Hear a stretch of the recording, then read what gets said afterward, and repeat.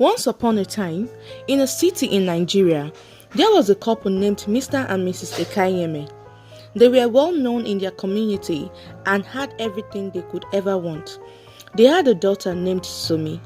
Somi, a beautiful and diligent 15-year-old girl, was the only child of Mr. and Mrs. Ekayeme. Known for her obedience and respectful nature, she was loved by everyone who met her.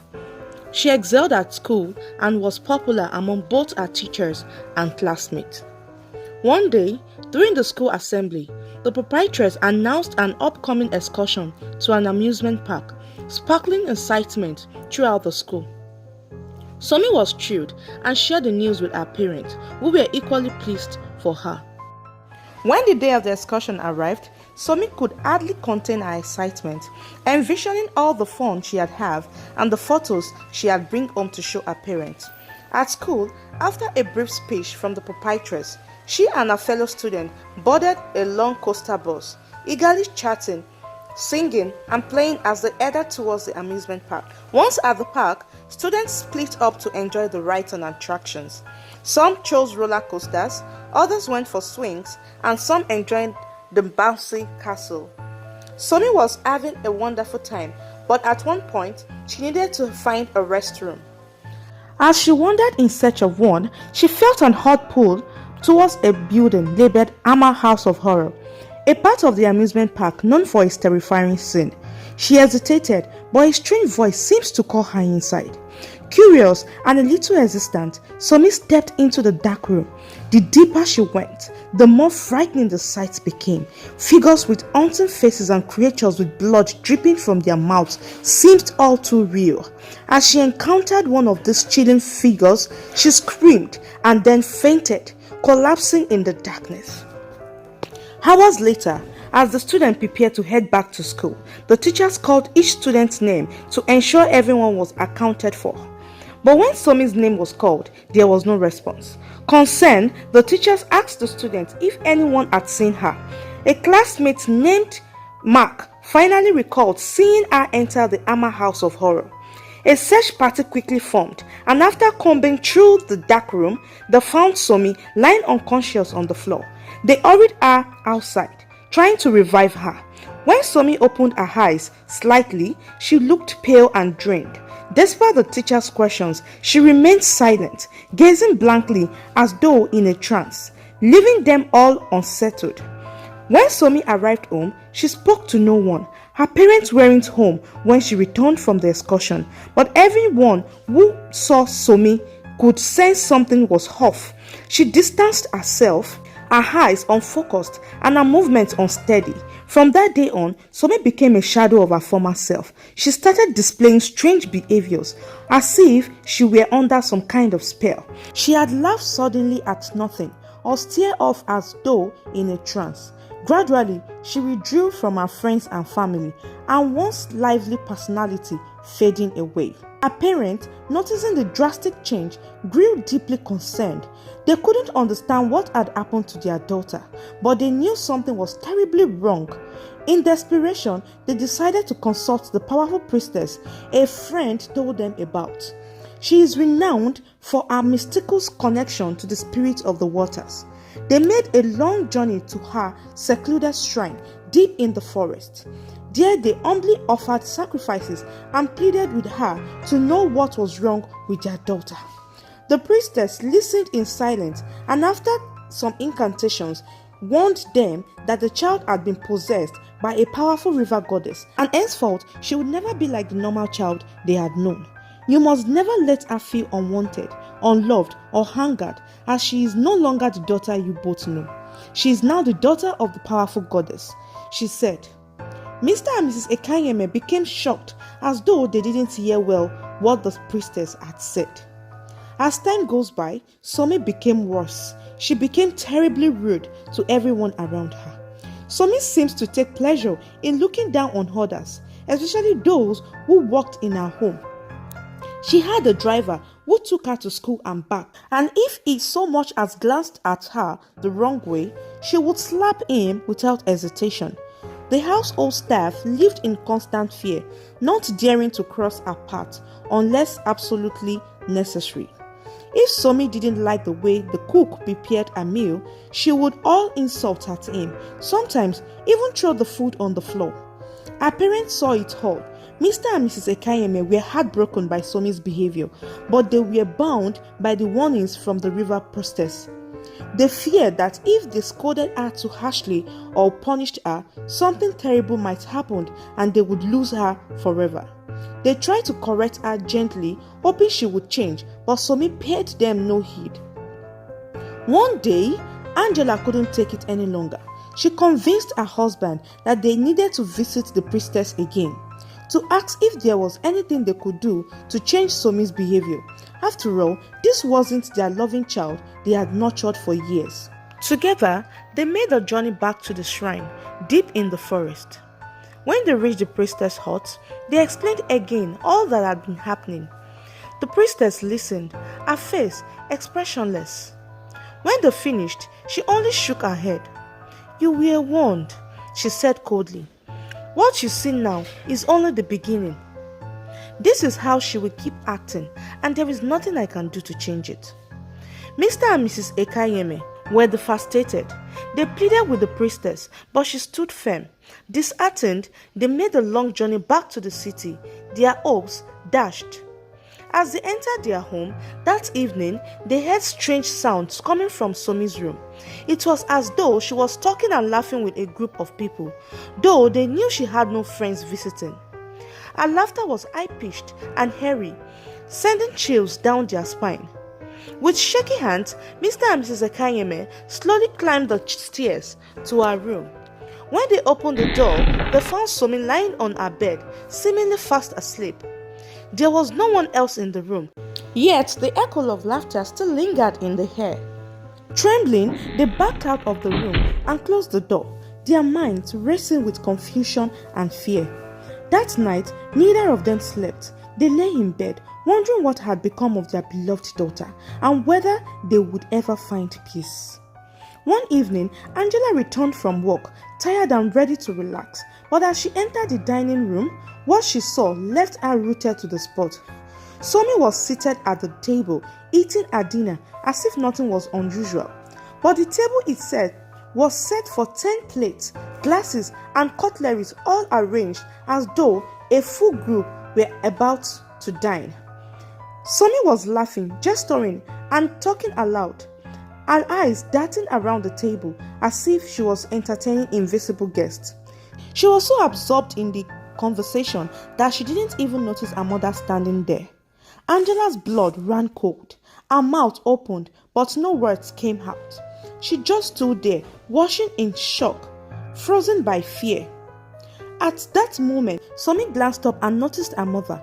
Her laughter stopped abruptly and she quickly straightened up, pretending nothing was wrong. The look in her eyes were cold, almost mocking. It was like she knew she had been caught but didn't care. Angela couldn't stay a second longer. She fled from the dining room, her heart pounding, and hurried to the phone. Hands trembling, she dialed her husband's number, who was away in Abuja on a business trip. The phone rang a few times before Chooks picked up, his voice warm but tired. "Hello, Angela. Is everything all right?" he asked. "Chooks," she said, her voice barely holding back her sobs. "You need to get down here at once. Something is happening in our home. Something strange. Something I can't explain. Somi is acting in ways that makes no sense. And it's like she's trying to drive me mad. I can't take it anymore."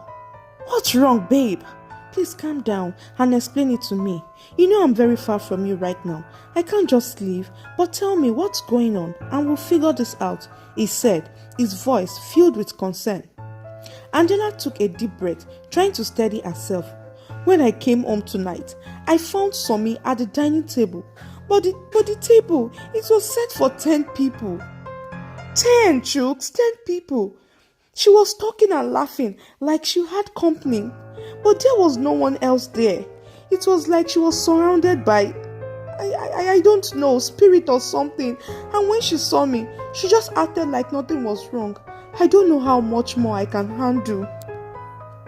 Chooks was silent for a moment, absorbing her words. "I'll be in Lagos first thing tomorrow morning," Babe, just hold on. Everything will be alright. When I return, I'll look into it and will find a way to help Somi. He reassured her, trying to sound calm, though his own heart was racing. Angela hung up the phone, her hands still shaking. She stood in the doorway, looking back towards the dining room, too afraid to go back inside. She felt a growing sense of dread, as if something dark was lurking around every corner of her own home. How could her beloved child, the miracle they had longed for, bring so much fear into their lives? She couldn't understand it, but she knew one thing for certain: nothing in her life felt normal anymore. That night, Angela couldn't sleep.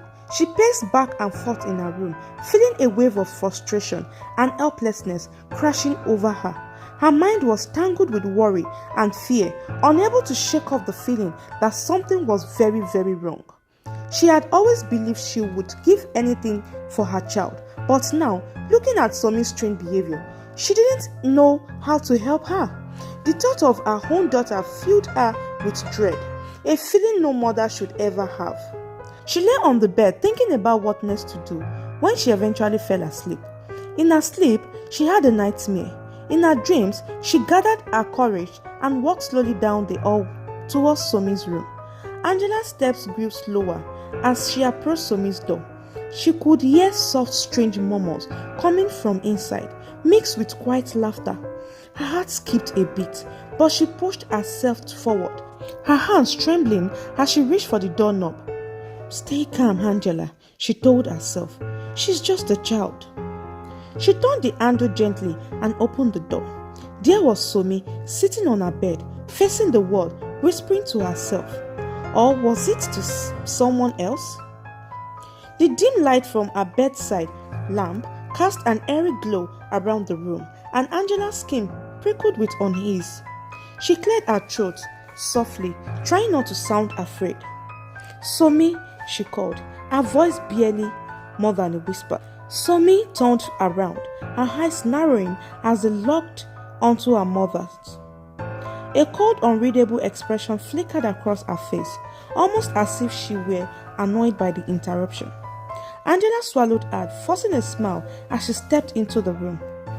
"Somi, we need to talk," she began, her voice shaking.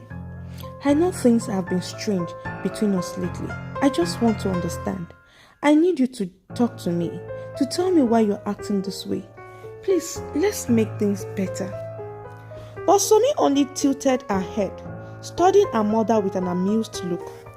"What's wrong, Mama?" she asked with a sly grin. "Can't handle a few friends joining us?" She glanced around her room, as though gesturing to invisible figures. Angela's heart pounded in her chest. She wanted to reach out to grab Somi's hand and pull her close, to bring back the sweet little girl she once knew. But instead, she took a step back, fear flooding through her. "Somi, please stop this," she whispered. "Please, just stop." Somi chuckled, a strange, unsettling sound. "Mama," she said softly, her voice dripping with a confidence beyond her years. "You can't stop what you don't understand." Angela felt a chill run down her spine. She didn't know what else to say, or even if there was anything left to say. She backed out of the room, her hands covering her mouth to keep herself from crying out.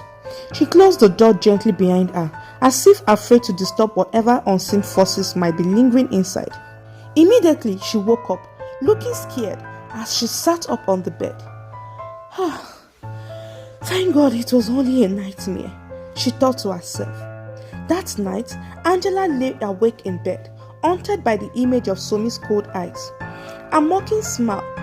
She clutched her blanket, but another thought came to her mind. She decided to go check up on Somi. She stood up and started to approach her daughter's room, but Angela could hardly believe what she witnessed. As she approached Somi's room, loud, strange music, unlike anything she had ever heard, was blasting from inside. It wasn't the usual kind of music people listen to.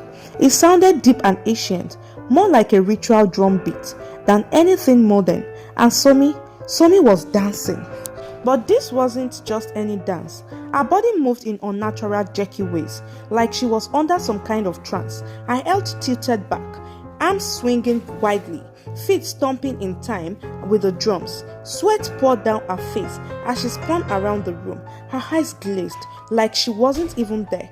Angela's skin prickled with fear and she froze by the door, trying to process what was happening. She knew Somi was alone in that room, yet the sounds of drums and chanting filled the air. Her hand shook as she reached for the doorknob, wanting to turn and run, but too terrified to leave her daughter alone. Just as her fingers wrapped around the handle, an unseen force suddenly yanked the door open and Angela stumbled inside. Her feet felt like they were glued to the floor, her body held in place by some invisible grip. Her heart raced as she watched Somi stop dancing and turn slowly to face her. "What do you want, mother?"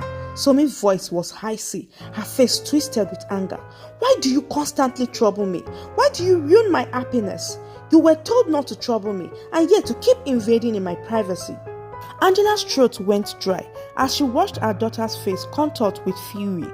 She dropped to her knees, unable to keep her balance. "Somi, my baby, please stop all this, you are scaring me," she whispered, barely able to get the words out. She couldn't bear to look up, keeping her head down, trembling from head to toe. Somi's eyes narrowed.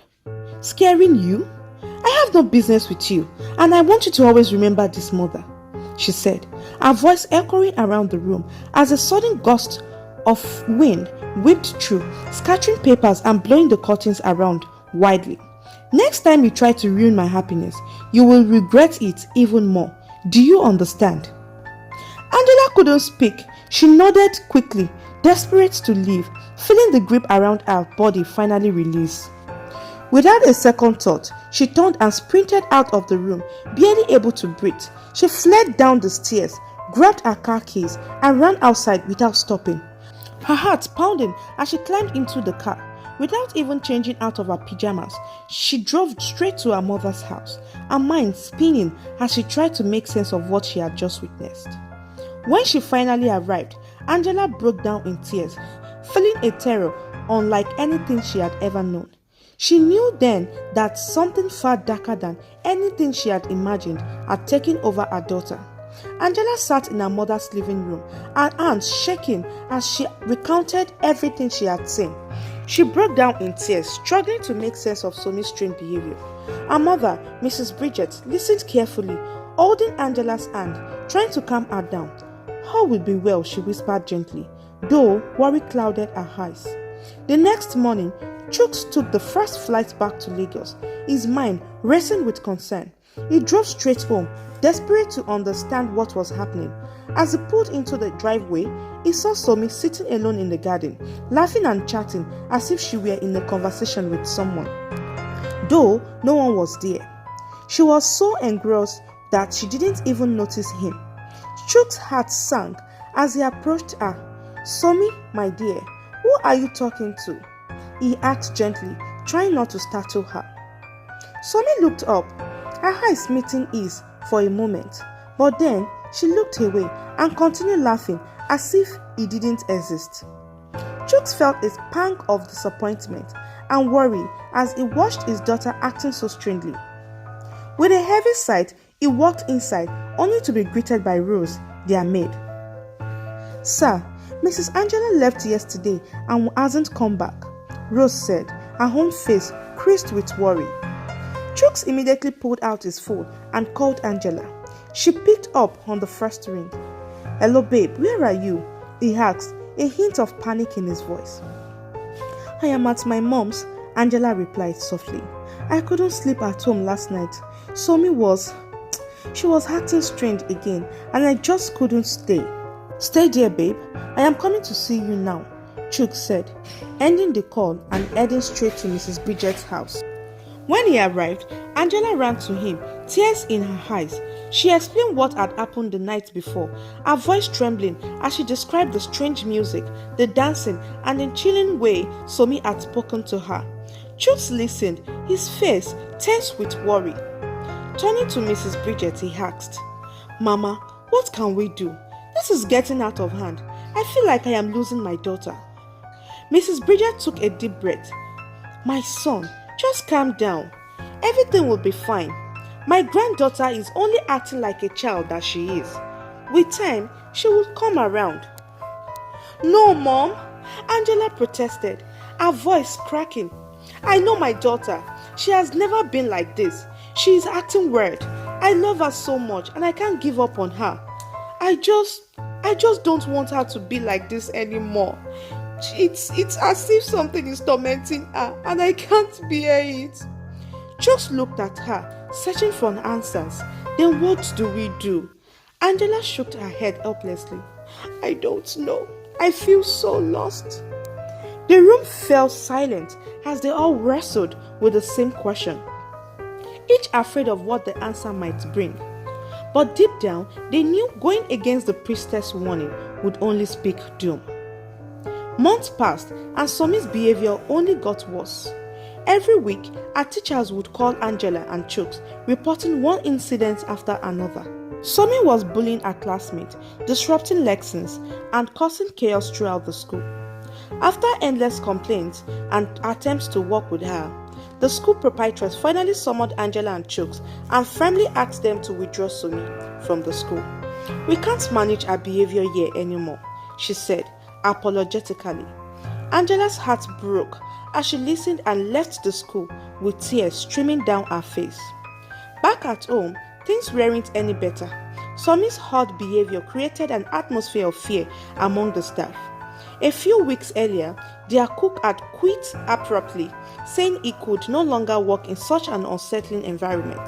One evening, as Chuks and Angela sat in the living room discussing what to do next, Rose, their longtime housemaid, approached them with a heavy bag in her hands. "Mr. and Mrs. Ekayeme," Rose began, her voice trembling, "I have decided to leave. I can't stay here any longer." Both Chuks and Angela looked at her in shock. Rose had been with their family for years, even before Somi was born. She was more than an employee, she was family. "Rose, please reconsider," Angela pleaded. "We need you. You know Somi better than anyone." Rose shook her head, her face etched with fear and sadness. "Ma, I am truly sorry, but I can't. Somi, she's not the child I used to know. I don't feel safe here anymore." Saying her mind was made up, Chuck sighed and nodded. "We understand, Rose. Thank you for everything you've done for us. We will miss you." With a final sorrowful glance at the family she had served for so long, Rose left, leaving Chuks and Angela feeling more helpless than ever. A few days later, Chuks and Angela placed a notice at the gate, seeking the service of a reliable maid. After interviewing several candidates, they hired Rebecca, a gentle and diligent woman. At first, Rebecca had no idea what was happening in the house, especially with Somi's strange behavior. She went about her duties and dedication, but one evening, while cleaning Somi's room, Rebecca noticed Somi chatting and laughing with someone, yet no one else was there. The sight chilled her, and Rebecca quickly finished up and left the room, her heart racing. She went straight to Angela and hesitantly shared what she had observed. Angela sighed deeply, unable to hold back her tears, as she explained that this was what everyone had been dealing with for months. Rebecca felt pity for Angela and assured her that she would help in whatever way she could. Angela didn't quite understand what she meant, but nodded gratefully. From that day on, Rebecca became prayerful, quietly filling the house with morning, afternoon, and evening prayers. Gradually, Somi began to feel unease, as if the unseen spirits that visited her were slipping away. Angela and Chuks noticed the shift and, encouraged by Rebecca's faith, began joining her in morning devotions and night prayers before bed. Somi grew angrier each day as her connection with the spirits weakened, but she couldn't stop what was happening. One afternoon, Somi walked into the kitchen where Rebecca was cooking. She stared at her with a stern face and said, "I need you to set the dining table for 10 people." Rebecca looked at her puzzled. "Table for 10 people? Are you having guests? And who are you to question me?" Somi snapped, her eyes burning with anger. "I said set the table for 10 people. Do you understand?" Rebecca kept calm. "I am sorry, Somi, but I'm setting the table for only you." She turned back to her cooking and unfazed by Somi's anger. Somi stormed to the dining table furious when Rebecca only set one plate. Somi's anger boiled over. She marched up to Rebecca, grabbed her by the neck, and held on as though she intended to strangle her. But Rebecca, gasping for air, managed to choke out, "I rebuke you in Jesus' name." Instantly, Somi's grip loosened, and she stumbled back, her strength drained, as if some powerful force had taken over. Somi staggered to her room, collapsing on the floor, feeling helpless. At that very moment, far away in the depths of the river goddess sat on a magnificent throne, surrounded by swimming fish and glowing water lilies that glided along her currents. But today, the beauty around her went unnoticed. Her face was twisted in fury, her eyes blazing with molten fire, as she let out an enraged scream that shook the waters. "These people," she hissed, her voice echoing through the riverbed. "They do not know me. How dare they bring someone to torment my daughter?" Her voice grew louder, and with a fierce wave of her hand, the waters around her churned wildly. "They will pay for this." She seated, her eyes narrowly in a deadly glare, her long nails tapping against her throne as she plotted, each tap a promise of retribution. The river trembled as her wrath spread like a storm, each ripple a warning to those on the land. The goddess was watching, and she would not be forgiven. Determined to make her intentions clear, the river goddess emerged in the lightly dimmed hut of the priestess, where Angela and Chooks had been desperately seeking answers to Somi's condition. The flickering candle cast shadows across the room, and the air grew thick and cold as the goddess appeared, her presence both majestic and fearsome. The priestess, sensing a powerful force, turned and gasped, falling to her knees as the goddess' shrieking figure solidified before her. The goddess' eyes were blazing, her form surrounded by a faint glow of water that swirled like mist. "Priestess!" the goddess intoned, her voice echoing with authority. "You know who I am.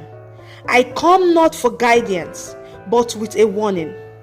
Those mortals who disturb the balance, who torment my child, will face my wrath." The priestess, trembling, kept her head bowed, barely daring to breathe. The goddess' word echoed around her like thunder, and she nodded quickly, fully grasping the threat behind them. The goddess leaned in closer, her presence dark and overwhelming. "Warn those parents who have my only child," the goddess thundered, her voice echoing through the hut. "Tell them to get rid of the maid named Rebecca, or they will face my wrath. Disaster will come upon them, and my vengeance will be merciless." With that, the river goddess vanished as swiftly as she had come, leaving the priestess alone in her hut, shivering and wide-eyed, her mind wrestling with the goddess' dear message. As soon as the river goddess disappeared, the priestess stood up, visibly shaking. She paced back and forth in her hut, fear etched on her face as she considered her next move. Grabbing her phone, she dialed Chooks, but he didn't answer. Without hesitating, she called Angela, who picked up on the first ring. "Listen carefully," the priestess said, her voice urgent. "The river goddess has sent me a warning. She is furious and demands that you dismiss your maid Rebecca. She considered her a threat to her only daughter, Somi. If you don't comply, you and your family will suffer the full wrath of the river goddess." Without another word, the priestess ended the call. Angela stood frozen, the priestess' word echoing in her mind. Her hands trembled as she lowered the phone, a deep fear clawing at her heart. How could the river goddess know about Rebecca, let alone see her as a threat? She wondered if there would ever be a way to escape this nightmare. As Angela sat, lost in thought, Chooks walked into the room and saw a shaking expression. "Angela, what happened? Who called?" he asked, his voice filled with concern. "It was the priestess," Angela whispered, barely able to find her voice. "The river goddess is furious, Chooks. She says Rebecca is a threat to Somi, and if we don't let her go, we will face the full wrath of the goddess." Chooks sighed deeply, running his hand through his hair in frustration. "This has gone too far. We are practically being held hostage in our own home. But Rebecca has been the only one brave enough to stay with us, and she's giving us hope." Angela nodded, wiping away a tear. I know, Chooks, but what if the goddess really does something terrible to us? Chooks took Angela's hands in his, holding them tightly. My love, all will be well, okay? We will figure something out, he said, reassuring her. The next morning, Angela and Chooks went to the living room and called for Rebecca, who was in the kitchen. She arrived quickly. Yes, ma'am. Sir, how may I help you? She asked. Chooks sighed heavily. Rebecca, I am afraid we may no longer need your services here, he said in a sober mood.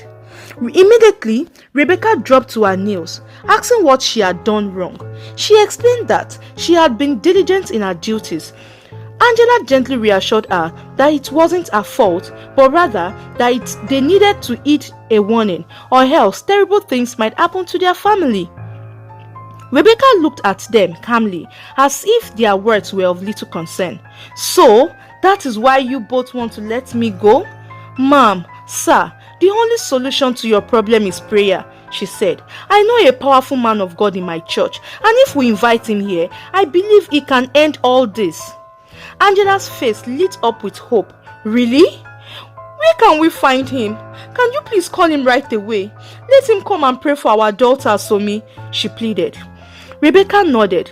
Of course, ma'am. I will call him right away. His church is near the supermarket on the 5th Avenue, just down the street. She left to get the phone from her room. But as Rebecca entered her room, she was met with a sudden intense vision of a goddess, radiating like fire and filled with rage. The goddess' furious eyes seems to burn through her. How dare you? Who do you think you are? Calling your so-called man of God for my daughter? The goddess raged, her eyes flashing with fury. Rebecca trembled, trying to run, but the door slammed shut. The goddess laughed menacingly. You dare meddle in my affairs? By the time I am done with you, there won't be anyone left to help, she said, then raised her hand as if to strike. With a flick of the goddess' hand, Rebecca was thrown hard against the wall and collapsed. Unconscious, the goddess vanished as suddenly as she had appeared. After some time had passed, Angela, worried that Rebecca had been gone for too long, went to check on her. She gasped in horror upon finding Rebecca unconscious on the floor. Her scream brought Chooks running. What on earth happened? Chooks asked, his eyes wide with shock. Angela, visibly shaking, said, Please, let's take her to the hospital. They rushed her to the hospital, where the doctors immediately began treatment, trying to revive her as she remained unresponsive in the hospital bed. Rebecca lay unconscious in the hospital bed as Angela and Chooks sat nearby, anxiously watching her. Angela's hands were shaking and her face was pale. She kept replaying the moment she had found Rebecca on the floor, still and silent. Neither she nor Chooks could understand what had happened, but deep down they knew it had something to do with the river goddess warning. The doctor entered the room, looking concerned. We've run some initial tests, but there is no medical explanation for her condition, he said. Her vitals are stable, but she is unresponsive. It's as if she's in a deep sleep that we can't wake her from. Angela and Chooks exchanged a troubled look. They thanked the doctor, and once he had left, Angela whispered to her husband, This is the goddess doing. I just know it. She warned us, and now this. Chooks put his hand on hers. I know, Angela, but what are we supposed to do? If we send Rebecca away, we are just giving in to fear. And who knows what might happen to Somi then? But if we keep her here, we will face the wrath of the river goddess. It's like we are trapped with no way out. Angela wiped away her tears, and with newfound determination, she said, Rebecca told us about our church, and that there is a powerful man of God who could help us. We owe it to her to follow through. We need to go and find him ourselves. Reluctantly, Chooks agreed. That very day, they set out to Rebecca's church to seek the man she had spoken of. When they arrived, they explained everything to the pastor, who listened carefully and agreed to visit their home to help them confront whatever was haunting them. As they returned home, they were filled with hope but also dread. They knew they would be risking everything by challenging the river goddess. But, feeling they had no other choice, they welcomed the pastor into their home. The pastor began his prayers, filling the house with songs and blessings, and the atmosphere grew heavy with tension. It was clear something was disturbed, as Somi's room door began to rattle, and cold gusts of wind filled the space. Chants echoed from nowhere, and shadow flickered around the walls, as if resisting the pastor's prayers. Then, in a moment that seems to defy reason, the figure of the river goddess materialized before them. Her fury was unmistakable, but the pastor held his ground, lifting his voice in defiance. For hours, he prayed, his voice unwavering. "She is my daughter! You cannot take her away from me!" The river goddess roared, summoning every ounce of her power in a fierce attempt to overpower the pastor, who continued his prayer with unwavering conviction. "No, she is not your daughter," the pastor replied with unshakable authority. "You spirit from the marine kingdom, I command you in the name of Jesus to be destroyed. Somi does not belong to you. She is a child of the living God. You have no claim over her. I command you to release her now in the name of Jesus Christ." As the pastor's voice rose in strength, his voice echoed through the room. Angela and Chooks knelt there, praying silently in fear. Somi writhed on the floor, her body tense as though gripped by an unseen force that refused to relinquish her. The pastor sprinkled anointing oil over Somi, and she let out a soul-piercing scream, one that seems to shake the very air. The goddess, now furious and filled with a sense of impending defeat, lashed out in desperation. She flung objects across the living room, shattering glass and shaking the walls, but it was clear her power was waning. Finally, realizing the battle was lost, the goddess gave a last furious scream before vanishing, leaving behind a silence filled with relief. She was gone, defeated and humiliated. After the intense prayer, the pastor knelt down, lifting his hands in gratitude to God for the victory and for freeing Somi from the grip of the marine kingdom. Turning to her parents, he explained how the spirit had taken hold of Somi. The evil forces took advantage of the amusement park she visited on her excursion. These forces are everywhere, lurking, and it takes God's protection to guide our children wherever they go, he cautioned. He then addressed them with sincere concern. Because you have not drawn closer to God, the spirit was able to find its way into her life, changing her into a shadow of herself. Parents must guide their children in the ways of the Lord, teaching them to stay rooted in faith. As Proverbs says, "Train up a child in the way he should go, and when he is old, he will not depart from it." He encouraged them to establish a routine of family prayer, reminding them that families who pray together forms a powerful shield against evil, with God's protection covering their home. With these parting words, the pastor left, leaving Angela and Chooks deeply moved and resolved to walk in faith as a family. The following day, the pastor accompanied Chooks and Angela to the hospital to pray for Rebecca, who was still lying unresponsive in her bed. After he prayed for her, Rebecca suddenly sneezed and became alert, gradually regaining her senses. She was startled at first, unsure of what had happened, but relief soon filled her. Grateful for the victory, she thanked the pastor and felt a deep sense of peace, knowing that the family was finally free from the attacks of the malevolent river goddess. Months passed, and Somi had returned to being the sweet, respectful daughter her parents once knew. The strange behaviors were gone, and her kindness and charm filled their home once more. The house, once darkened by worry and sorrow, blossomed into a place of joy and peace. Having learned their lesson the hard way, Somi's parents embraced a life of faith, dedicating themselves to church, daily prayers, and teaching Somi the way of God. Somi transferred to a new school where she excelled and eventually graduated with outstanding grades. Her parents were overjoyed, feeling grateful and steadfast in their renewed faith. They constantly thanked God and appreciated Rebecca for bringing light and hope into their lives when all seemed lost. From then on, the family lived with joy, peace, and a commitment to faith. The end.